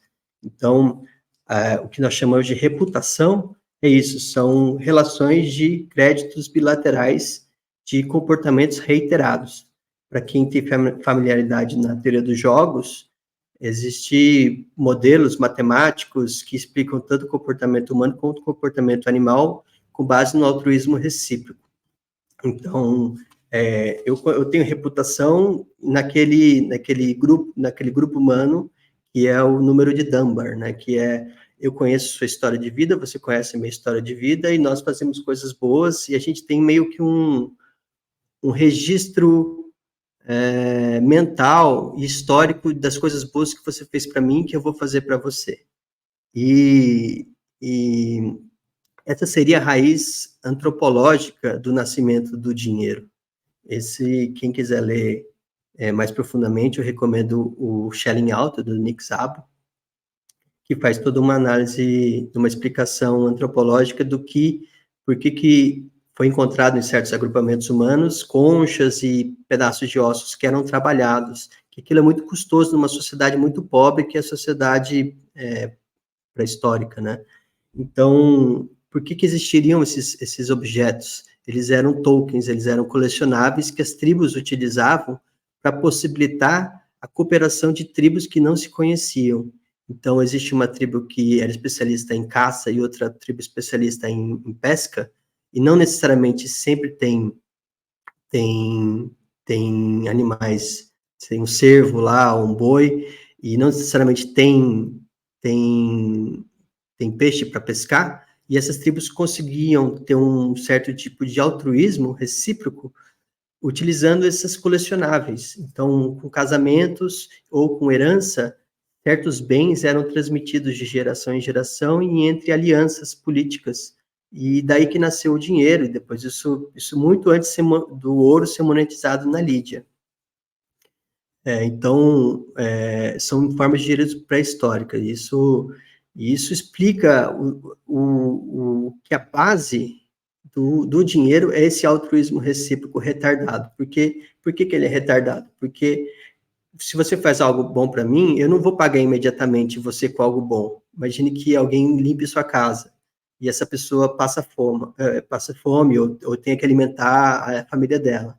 Você não vai cozinhar para ela imediatamente e fazer um almoço. Você vai dar um token, você vai dar uma representação de que ela fez algo bom para você. E isso deve ter algum valor, isso precisa ter algum valor para a pessoa conseguir trocar depois no futuro. Então, ele é retardado porque você dá uma representação que a pessoa vai ter algo bom em troca de outra pessoa. Isso é o nascimento do comércio, né? Tem aquela frase do Adam Smith de que o açougueiro, o padeiro e o cervejeiro, eles não fazem algo bom para você porque ele está interessado na sua vida. Talvez ele nem conheça você, mas pelo seu próprio autointeresse, pelo seu bem-estar, porque você vai pagar com dinheiro. E o dinheiro, ele possibilita isso, ele possibilita a divisão de tarefas, ele possibilita o altruísmo recíproco, ele possibilita a baixa preferência temporal com um dinheiro forte. Então, a base moral da moralidade, da psicologia moral normal, natural do ser humano é essa. E o dinheiro permite que nós possamos expandir, além do número Dunbar, a cooperação, porque numa família, numa comunidade fechada, não é necessariamente existe o dinheiro. Eu tenho esses créditos bilaterais e com escambo, então, se a pessoa faz uma coisa boa para mim, existe um caçador que caça melhor, ele vai lá e ele alimenta os outros, então tem esse mecanismo autorregulatório de reputação. Mas só em sociedades fechadas é possível isso, porque todo mundo se conhece. Quando nós falamos em sociedades que extrapolam o número do Dunbar, que é mais ou menos 200 pessoas, ou 190 pessoas, já fica difícil você saber quem é aquela pessoa, o que ela fez para você. Então, por isso que precisa de um registro confiável e íntegro dos débitos e créditos que as pessoas têm umas com elas mesmas. E o ouro e os metais preciosos, eles foram importantes porque eu não conseguia forjar aquilo, não conseguia mentir que aquilo não exigia algum esforço, algum trabalho. Então, a origem do dinheiro, ela exige proof of work, né, prova de trabalho, e ela exige um bem escasso que não seja facilmente criado. E a tragédia do dinheiro foi exatamente essa, né, de algumas tribos, algumas comunidades que escolheram o bem monetário facilmente falseável e criado, então elas tinham esse mecanismo atávico, antigo, de contabilidade de coisas boas e coisas ruins que as pessoas fazem, violada. Então, a moeda fraca, ela impossibilita essa honestidade entre as pessoas. Fala, pessoal, tudo bem com vocês? Espero que vocês estejam gostando desse BipaCast. Estou passando aqui para pedir para vocês curtirem, compartilharem, se inscreverem nos nossos canais, mandar para um amigo se achar que esse conteúdo faz sentido, que ajuda bastante a gente a crescer. Eu geralmente não gosto de pedir essas coisas, é meio constrangedor, mas realmente ajuda. Então, desculpa interromper a programação, mas dá essa força lá para nós, por favor. E também outra coisa que você pode fazer que ajuda a gente é preencher a pesquisa de satisfação que eu tenho deixado sempre na descrição dos vídeos. Com isso a gente entende o que vocês gostam de escutar, o que vocês não gostam, tópicos que a gente poderia abordar mais, tópicos que a gente poderia abordar menos. Enfim, basicamente, quanto mais feedback vocês derem para a gente, mais a gente entende como melhorar e entregar um podcast, um produto cada vez melhor para vocês. Beleza? Então, bora de volta para o podcast. Valeu. Cara, você falou muita coisa que eu gosto, porque eu adoro esse tema aqui. No fundo, é usar a lente de biologia evolutiva para avaliar outras coisas que acontecem, né? Tipo, no fundo, tudo isso que você falou de altruísmo recíproco, eu vejo muito como um processo de, vamos chamar de proto-moralidade, assim. Porque, assim, a nossa moral humana, sem dúvida, ela é mais sofisticada, tem a nossa mente em cima, sabe, interpretando mais as coisas, estruturando melhor elas, nosso filtro cultural. Mas, assim, o que você falou entre os morcegos, ele é verdade, na verdade, para todos os grupos de mamífero social. E em todos os grupos de mamífero social tem um quê de cuidado, tem um quê a mais que, no fundo, sim, é uma proto-moralidade. E aí, tipo, esse termo que não é só altruísmo recíproco, mas ele é o altruísmo recíproco retardado. Hoje em dia, sei lá, entre humanos se chamam de reputação, eu vejo gente chamando, por exemplo, de capital social, que existe o capital financeiro, mas isso nada mais é do que o capital social, que é uma forma de moeda de troca. Tipo, sei lá, o jogador de futebol que não paga a refeição no restaurante porque ele tira foto com o dono. É a reputação dele que está sendo usada de moeda de troca, né? Exato. Isso explica muita coisa nas sociedades modernas e também antigas. Um dos mistérios é o presente, né? O gift giving, você dar presentes, é um mistério. Se você diz, o ser humano é só egoísta e não se preocupa com os outros, o que explicaria eu dar uma gorjeta ou um presente para alguém? O estudo mais famoso é do Marcel Mauss, que é o antropólogo francês, que ele estuda o Potelat, que ele estudou as tribos cujos chefes eram pobres, porque eles ficavam dando muito presente um para o outro, e o fato de você dar um presente muito suntuoso para o outro humilha o outro, e aí o outro tem que dar um presente maior ainda em troca. Então, isso é uma forma de você sempre trocar coisas entre as tribos.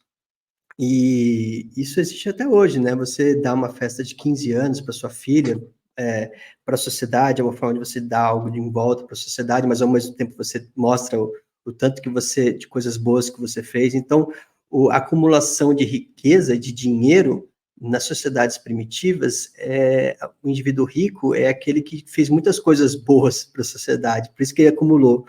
Mas também existem chefes de tribos que eles têm várias mulheres e um certo poder político, mas alguns antropólogos falam que é um indivíduo extremamente pobre, porque as pessoas ficam pedindo coisas para os outros membros, ficam pedindo várias coisas, ele tem que ficar dando para continuar a manter o poder político. Então, isso é corrompido hoje em dia, né? Porque aqueles que enriquecem não necessariamente foram que fizeram coisas boas, mas aqueles que conseguiram mudar as regras do sistema a seu favor. Eu vejo, por exemplo, a filantropia do Bill Gates. Não é uma coisa... Não é que ele não quer melhorar a sociedade, ele quer doar para manter o poder político dele e conseguir alterar as regras do sistema para ele, manter todo aquele nonsense ecológico dele em vigor. Mas, originalmente, os indivíduos mais ricos eram aqueles que conseguiram fazer coisas boas e conseguiram melhorar a sociedade, né? Então, uma sociedade livre, um indivíduo bilionário, por exemplo, um padrão Bitcoin, imagine uma sociedade que não se consiga não se consiga mudar as regras do sistema. Os indivíduos mais ricos serão aqueles que mais fizeram coisas boas em escala, né? Então eles vão acumular coisas boas e eles melhoraram muito a condição. Isso que é o florescimento humano, né? Por isso que a liberdade com a engenhosidade gera coisas boas. Eu vou respeitar você, eu vou vender os produtos no mercado, e se você quiser comprar, você compra. E se você vai comprar, que vai ser bom para você aquele produto. Então, gera uma abundância de coisas. Isso que é a riqueza das nações. Mas a gente está muito longe desse ideal, né? Cara, total. Até anotei aqui para falar sobre isso que você falou, que, no fundo, incentivos alinhados geram esse altruísmo recíproco. Por exemplo, isso que você falou de dar presente. Quantas vezes você não foi num almoço com seu pai e um amigo dele e ficava aquela competição para quem ia pagar a conta? Não, eu pago. Não, eu pago. Não, eu pago. Não, deixa que eu pago. Se nessa competição alguma pessoa não se esforçar para pagar recorrentemente 2, 3, 4 vezes, na quinta ninguém vai se oferecer a pagar por ele. Assim, é isso que você falou de, sabe, a pessoa precisa estar dentro da norma social, senão você para de jogar dentro dessa norma social. Os incentivos se desalinharam. E, querendo ou não, o sistema Fiat nada mais é do que um sistema que erode esse alinhamento nos incentivos, né? Total. Eu acho que isso é uma perspectiva diferente para entender por que o sistema vai ruindo. Tipo, é o que você falou, tipo, a distribuição não é justa, existem os amigos do rei, isso erode a confiança e erode a possibilidade de ter um altruísmo recíproco retardado de grande escala. Isso, e aí, é um sistema parasitário, o sistema. Total, parasitário. Cara, só te dar mais um conceito de biologia evolutiva que eu não sei se você conhece, mas no fundo você falou sobre ele, então talvez você conheça, que você falou que tanto o ouro, também o Bitcoin, via prova de trabalho, são difíceis de obter, né? Eles são coisas que não são falsificáveis. Tem toda uma teoria que é usada para seleção natural, para biologia evolutiva, que é a teoria dos sinais. E, no fundo, o que a gente está falando é que isso é um sinal honesto. Sinal honesto, por exemplo, é, sei lá, tem a gazela que está sendo observada pelos guepardos, assim, pelas chitas, aquele bicho que corre pra caramba, e ela, em vez de tentar fugir, ela vai lá e pula. E aí o pessoal, pô, mas por que ela tá chamando a atenção do predador? Não, ela tá mostrando que ela é tão forte que não vale a pena você querer me caçar, porque você vai gastar muita energia, olha como eu tenho energia. Ou seja, é uma prova infalsificável que eu tô no auge da minha forma física, você não teria condições de me caçar agora. Por exemplo, a cauda do pavão. O pavão mora na Índia, né? Ele é uma espécie de origem indiana. Lá tem aquele urso solar bear, não sei como traduz para português, esse urso solar, tem tigre, tem leopardo. Você ter uma cauda muito maior não te ajuda. No entanto, é um sinal infalsificável da sua qualidade genética, da sua saúde física. Então, você conseguir sobreviver até a idade adulta tendo essa cauda é um sinal infalsificável que você é alguém forte, um indivíduo forte. E, no fundo, é isso, é um sinal honesto. O Bitcoin, tanto o ouro, são um sinal honesto que você dá para o seu amigo, você faz a troca e tem confiança ali, tem esse altruísmo recíproco. Ele pode ser retardado porque você está trabalhando com honestidade, está trabalhando com incentivos alinhados e com sinais honestos, assim. Eu vejo o Bitcoin como um sinal honesto, e o Hayek, ele diz que os preços livres são sinais também, porque eu nunca sei o valor exato daquilo lá. E por isso que não pode falar em preço justo, porque o preço justo é o preço livre, né? O preço orgânico, o preço natural. O preço é um sinal, se ele foi feito em liberdade, sem controle de preço, seria um sinal honesto de que do valor que as pessoas estão atribuindo àquilo, e é assim que eu consigo fazer trocas econômicas racionais. Então, você corromper o valor do dinheiro, diluir o valor da moeda, é uma forma de corromper um sinal também do próprio preço. Não necessariamente o conteúdo daquela moeda ou como aquilo é formado. Então, por exemplo, quando é emitido uma... Espera, você consegue cortar rapidinho? Peraí, que entrou minha cadeira. Aqui para voltar. Quer falar sobre o sinal, né? Faz a pergunta de novo, eu desenvolvo. Tá, bom. A pergunta, onde estava? Tá, puta, no fundo já... Eu vou cortar um pouco antes disso, porque assim, você já Tá. tinha desenvolvido bastante em cima, eu nem lembro direito onde estava. No Você fundo, eu estava...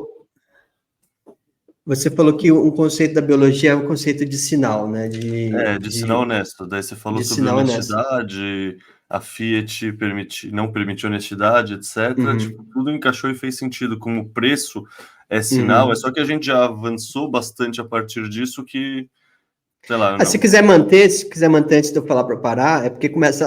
Aí você dá uma olhada até onde eu falo que fez sentido, aí exato, você exato, até corta. onde Então faz tá, sentido. Daí a gente tá, beleza. volta depois daí. Uhum, Cara, uma última pergunta antes de pedir suas recomendações de leitura, porque a gente já está chegando no final do horário que a gente combinou. É, eu vi um texto seu que eu achei muito interessante no Substack, que é sobre uma resposta monetária ao paradoxo de Fermi. uhum. Você pode dar uma breve síntese do que você falou nesse texto? Claro, claro. É uma especulação que eu tive recentemente sobre o paradoxo de Fermi. Para quem não sabe, é aquele paradoxo que vários físicos encontraram de se o universo é tão grande, só na galáxia tem 100 bilhões de estrelas, por que que não existe vida inteligente conversando conosco, interagindo conosco agora? Então, por que que parece que estamos todos sozinhos, né? Então, o título do meu artigo é Onde está todo mundo? Então, o que que explicaria o fato de as condições que geraram a vida inteligente na Terra não parecem ser tão raras, porque existem outros bilhões de estrelas e planetas que poderiam habitar também vida inteligente. Por que que nós não encontramos? Parece que estamos sozinhos, né? Já era para a gente ter encontrado alguém, alguma outra vida inteligente. Então, esse é o grande paradoxo, né? Parece que estamos sozinhos. E aí desde que ele foi formulado essa teoria, foram feitas várias hipóteses para tentar explicar. Uma delas é que a, a vida inteligente ela tem uma tendência à autodestruição também. Então, a própria inteligência carrega em si mesma as sementes da sua própria autodestruição. Pode ser uma destruição de guerras, então a humanidade passou perto de se autodestruir já, e também pode existir outros tipos de autodestruição.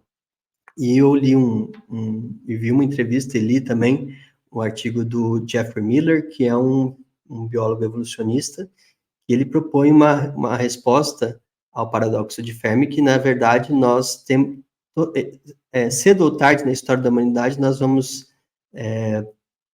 ou qualquer vida inteligente, vai sofrer o que ele chama a grande tentação, de criar, a inteligência ela é boa para resolver problemas práticos, mas ela também cria sinais de aptidão biológica, que ele diz. Então, a pornografia, os doces, são sinais de que que você está tendo uma vida produtiva biologicamente, mas aquilo foi criado pela engenhosidade e pela inteligência. Então, o ser humano, e assim como qualquer outra vida inteligente, tem uma tendência à autolimitação, porque vai criar realidades virtuais, ou metaversos. Ele escreveu isso há muito tempo já, no começo do século 2000, em 2000 e pouco, 2008, 2002, muito antes de se falar muito no metaverso do Zuckerberg, mas ele já via nos videogames, já via em várias atividades humanas de pessoas que não estão tendo esses sinais de aptidão biológica. Por exemplo, no videogame você é o cara, você mata todo mundo, você fica rico, você tem várias mulheres, e as pessoas de verdade acabam não tendo isso. Isso daí seria um sinal de declínio, né? Então, as outras vidas inteligentes também passariam por essa grande tentação de criar paraísos artificiais ou sinais de aptidão biológica artificiais e entrariam em declínio. E quando eu li isso, eu pensei que ele não pensa no aspecto monetário. Ele não tem uma formação em história e antropologia da moeda. Porque eu acredito que toda vida inteligente, ela vai ter que gerar uma moeda, vai ser uma sociedade monetária. Porque uma sociedade de mercado nada mais é que uma sociedade de você usar o conhecimento distribuído das pessoas. Não existe a inteligência humana individual, ela não é capaz de muita coisa. É necessária a cooperação e a divisão de tarefas. E só uma sociedade com dinheiro que inventou o dinheiro, que descobriu o dinheiro, consegue gerar essa inteligência coletiva através de conhecimento distribuído, através de sinais, que são os preços. Então, na minha visão, toda vida inteligente universal, ou seja, um planeta que nós não conhecemos, vai ter que desenvolver dinheiro.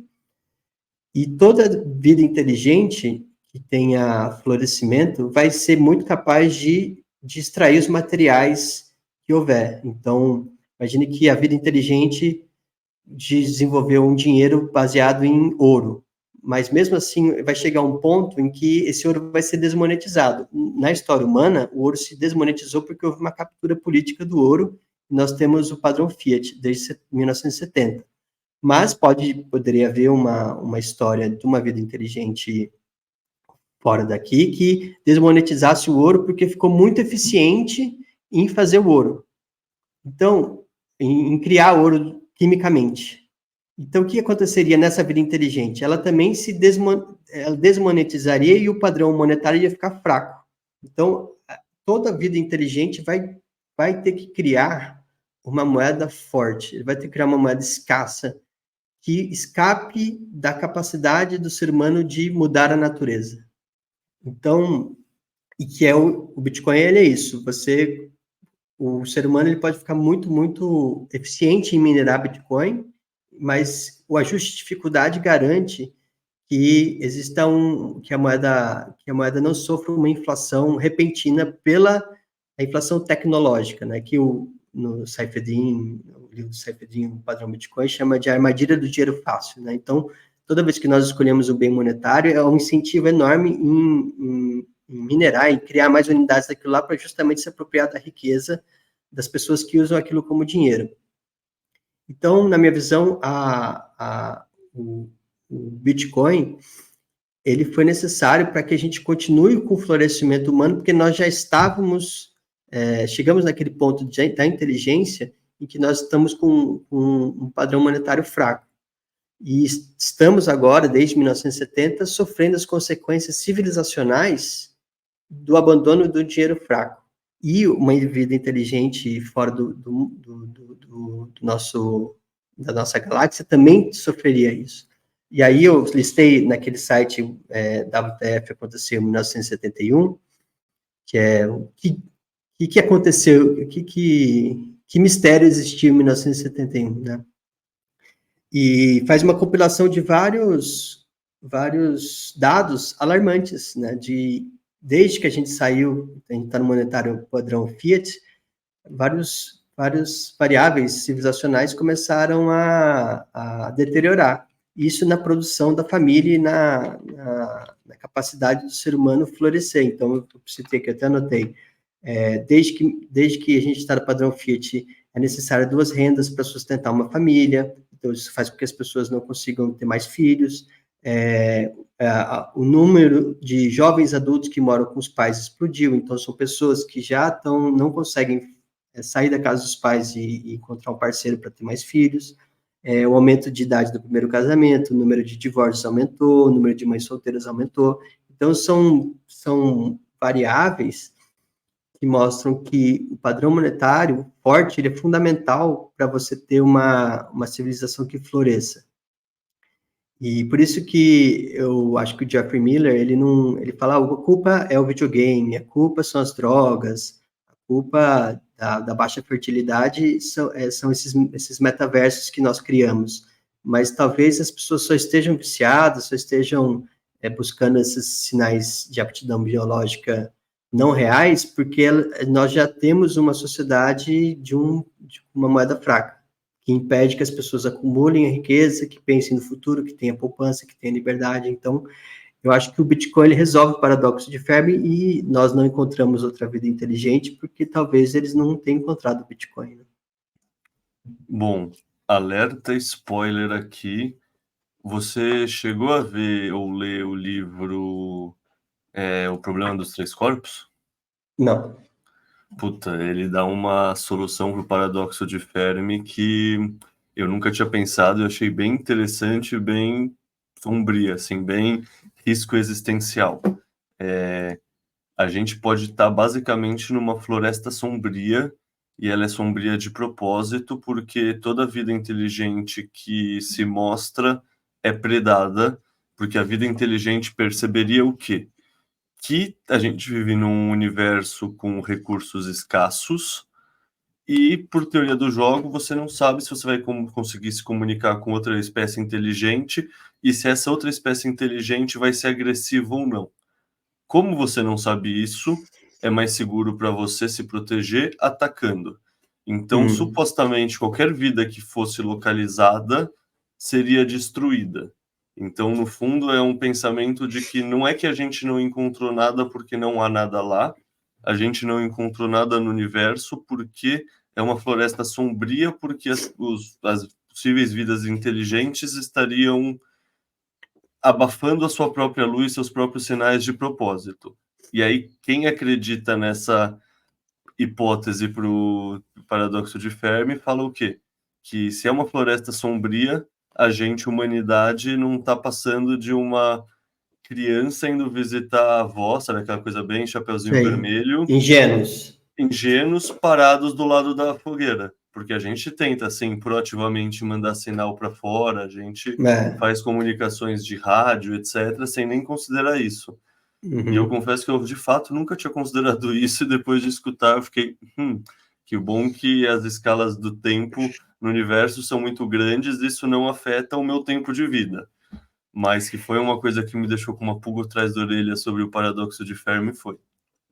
Então, se nós pressupusermos uma vida inteligente e benevolente, uma das hipóteses é que eles são tão inteligentes, eles não querem se mostrar para nós, e eles criaram o Bitcoin porque sabiam que a gente estava entrando para um lugar bem sombrio da humanidade, e eles falaram, olha, toma aqui essa tecnologia, vou aqui ajudar vocês, e aí eles já criaram o Bitcoin e deram para nós. Essa é uma hipótese daquele Thomas Stronglight, eu até cito no final do artigo, que é uma tecnologia alienígena, né? O Bitcoin ele funciona de uma forma muito diferente de qualquer outra tecnologia. Então é uma forma de resolver o paradoxo de Fermi, que na verdade existem, mas eles são benevolentes, eles estão querendo nos ajudar. Eles só não querem se mostrar, porque eles ainda estão receosos com a gente. O senhor é um otimista, gosto disso. Cara, eu costumo encerrar os podcasts aqui pela BIPA pedindo 2 recomendações de leitura. Uma de um livro que tem a relação com o nosso ecossistema, então Bitcoin, economia, e outra que não tem a ver com nada disso. Pode ser filosofia, pode ser ficção científica, algo assim que a pessoa quer ler para tirar o foco dos estudos do Bitcoin. Entendi. Olha, eu poderia recomendar o Padrão Bitcoin, mas já é, né, todo mundo já é bem conhecido, mas um livro sobre Bitcoin que eu li em 2022, que eu acho muito bom, é o Bitcoin's Venice, do Alan Farrington e do Sasha Mayer. Esse livro ele é muito bom porque ele analisa a Lightning e o desenvolvimento de segunda camada. Ele tem uma teoria, eles usam, não sei, uma teoria da formação de capital, uma teoria mais refinada sobre como o Bitcoin ele vai gerar também uma inovação tecnológica. Então, ele vai um pouco além do padrão Bitcoin, que é só explicar o que é o Bitcoin. Ele já está um passo além do que a gente vai começar a ver, que tipo de empresa vai surgir em torno do Bitcoin, em torno das segundas camadas, como isso vai possibilitar a formação futura de capital, e foi um livro que eu adorei. Eu li no bear market, né, mas eu fiquei muito animado. Ele tem vários capítulos, é fácil de ler, mas está em inglês ainda, não foi traduzido. Mas é uma grande leitura. Eu acho que dos livros de Bitcoin, para mim, é um dos mais profundos. Interessantes, porque para quem já entendeu o Bitcoin, já leu o Padrão Bitcoin, ele é um livro que vai muito além do que já foi, daquele que já entendeu, e foi, então, sabe, so what? E agora? O que a gente faz? Como vai ser o capitalismo no futuro? Como vai ser uma sociedade bitcoinizada na prática? Como que a gente vai começar a pensar a riqueza, né? Porque ele critica, tem uma crítica ao cálculo de PIB, por exemplo, de como a gente mede a riqueza, que é muito óbvia, né? O PIB é uma riqueza de fluxo, ele não é uma riqueza de estoque. Então, ele não mede a riqueza de um país, ele mede o quanto foi produzido num determinado período e usa uma métrica muito tosca de gasto de governo, como se isso fosse riqueza. Então, a gente está com uma régua errada de calcular o que é ser rico e o que é ser pobre. Isso por causa da moeda fiat, né? A gente está consumindo mais capital do que a gente produz e acumula capital. E porque consumir capital aumenta o PIB. Então, é como se fosse a melhor metáfora que eu vi para isso, para explicar essa ideia, é do fazendeiro que come as sementes e não planta. Porque o cálculo do PIB, se você come a semente, é uma produção, você produz aquilo no ano, então você começa a comer mais semente, porque isso vai ser bom no PIB. Mas no longo prazo você não produz mais, então você precisa sempre diluir mais capital através da inflação. Então, o capitalismo, o certo é a acumulação de capital, é você produzir mais, melhor e mais barato no tempo, né?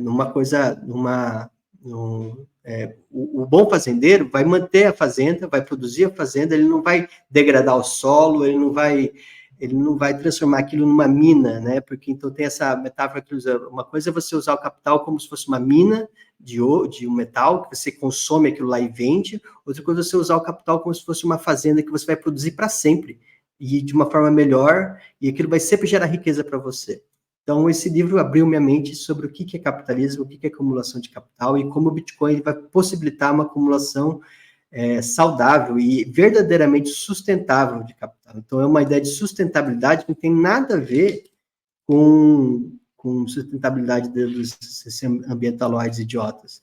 É uma sustentabilidade de pensar no longo prazo, de criar mais riqueza no longo prazo, de criar mais florescimento. Então, esse livro, para mim, é sensacional. Se quiser, inclusive, gravar um vídeo só sobre esse livro, a gente pode ficar aqui conversando capítulo por capítulo, mas é excelente. Então, sobre Bitcoin é esse, Bitcoin is Venice. Agora, sobre não Bitcoin... Olha, por incrível que pareça, eu estou tem o indivíduo soberano, né, ele não é sobre Bitcoin, mas realmente eu sentei para ler livro recentemente, eles eram muito bons, o Davidson e o William Rees-Mogg. E é um livro de cair o queixo do quanto eles foram prescientes com tudo que a gente está vendo, não só no Bitcoin, mas a luta dos Estados contra a criptografia, contra a internet. Então é de arrepiar esse livro. Eu acho que ele vai ser traduzido para o português brasileiro, espero que seja, porque é um livro que eu não li o Fourth Turning ainda, mas parece que é desses livros que você fala, caramba, como que eles conseguiram, com tão pouca informação, prever muita coisa. É um livro que é sensacional. Eu nunca tinha lido assim, porque eu via os bitcoinheiros americanos citando excertos e tal, eu falei, então vou sentar e vou ler. E é um livro que vale a pena ler. Tem uma parte assim, mais densa de história do Estado medieval, até de Roma, então tem uma parte bem historiográfica mesmo, mas eles têm os pressupostos metodológicos muito sólidos e que ele chama de megapolítica, né, que é toda uma conceituação do que é megapolítica, quais são esses fatores megapolíticos que ajudam a gente a explicar as mudanças de longo prazo, que é a mudança do custo e benefício da violência, que é sensacional. Acho que cada um que senta para ler esse livro e toma nota vai entender muito bem o que a gente está vendo hoje em dia. Cara, perfeito. Eu confesso que eu ainda não li, quero muito ler o Bitcoin is Venice, e o Indivíduo Soberano eu li e é maravilhoso, recomendo a todos também. Cara, 1h45, a gente já passou quase 15 minutos do que a gente tinha combinado, então muito obrigado pelo seu tempo. Como sempre, eu que agradeço. É um prazer conversar com você, é uma aula. Igualmente, Vilela, é sempre muito bom falar com você. Valeu, meu querido, aquele abraço. Valeu, abração.